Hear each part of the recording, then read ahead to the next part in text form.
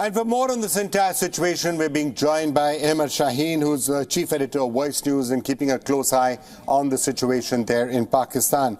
Ahmed, thanks so much for joining us. What is the latest that you can tell us on this Chinese engineer, Mr. Tian? Is this a situation that is settling down, or could it continue to spiral out of control? It's not going to settle down as easy as one would hope to expect, because there are many things in Pakistan that are sacred, but nothing as sacred as religion itself. It's so sacred that trial courts, for their own safety, they hand out guilty verdicts for blasphemy accused, and it is only much later, tens of years later, that the higher courts give some kind of relief if the matter becomes an international issue. Now, the practical realities are that there are other things that are sacred in Pakistan too. And maybe lucky for Mr. Tian, China is also a little bit sacred.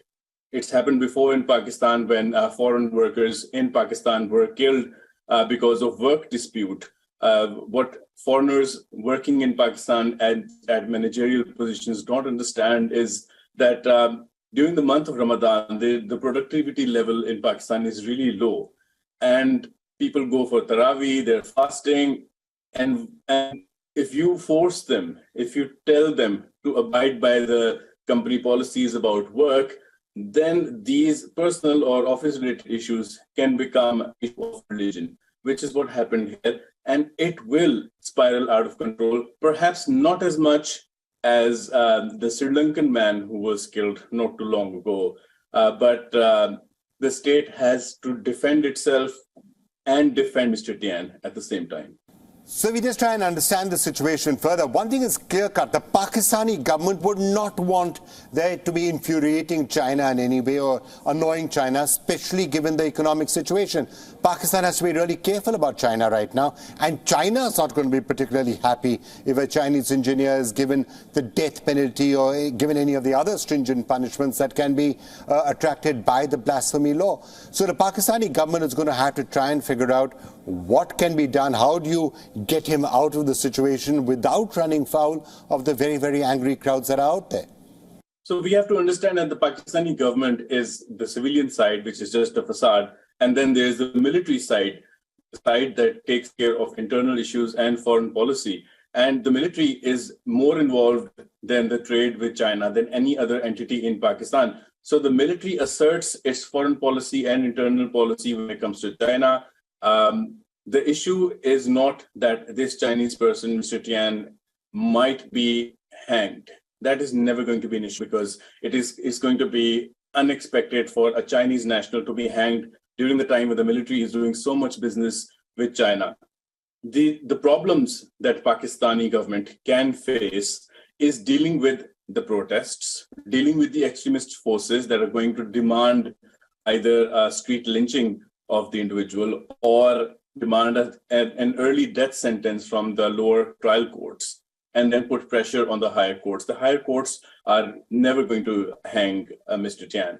The problem with Pakistani government is that these cases take a lot of time, something that the Pakistani regime cannot have looming on their head, an issue with China at a time when there's economic issues in Pakistan going on. Pakistan is not being able to hold its elections, provincial elections, subsequently general elections. So at this time, even the IMF praised how China came to help Pakistan during these tumultuous times. So Pakistani regime the problem with Pakistani regime is going to be how to efficiently expedite this whole process and get this Chinese national to safety, and also how to uncreate this environment of lack of safe environment for people working in Pakistan, especially for Chinese working in Pakistan, because there are widespread protests, there are economic challenges, there is civil unrest against China, their trawlers are fishing in the seas. So all those issues the government can ignore. Basic human rights of the people, perhaps they can be ignored for the so-called greater good. However, Pakistani government cannot mess around with China, because messing around with China would mean messing around with the military establishment. I'm already trying to understand the next steps and what could possibly play out here. I'm already seeing some people, some analysts and others saying, oh, it's possible. Maybe he didn't actually say all of this. No one actually heard him making these remarks. Perhaps it's only the interpreter saying this and the interpreter is not going to be traceable. Is that sort of an area where you think some wriggle room could come up, which the Pakistani government would try to take advantage of to try and get him out of this situation?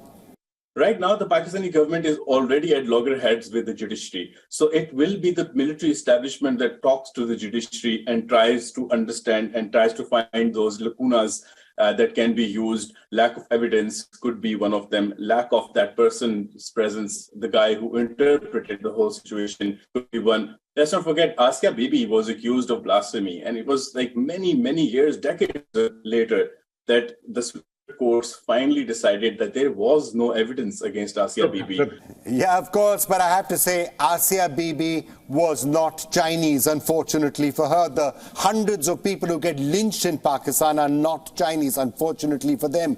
So the situation is slightly different out here. I guess Mr. Thian is lucky that he is Chinese, and hence the Pakistani government will try and figure out some sort of a solution for him. He may be able to escape. People like Hafiz, who are Fulbright scholars, professors, university professors, and the accusations against him even are like extremely frivolous. And but the courts have to look at their safety first. The lower courts, the trial courts, do not have the same security as the superior court judges do. So the lower courts, almost all the cases, they have to hand out a death sentence in a case that comes before them, so that some other person, another judge, a senior judge with better security, can deal with these situations.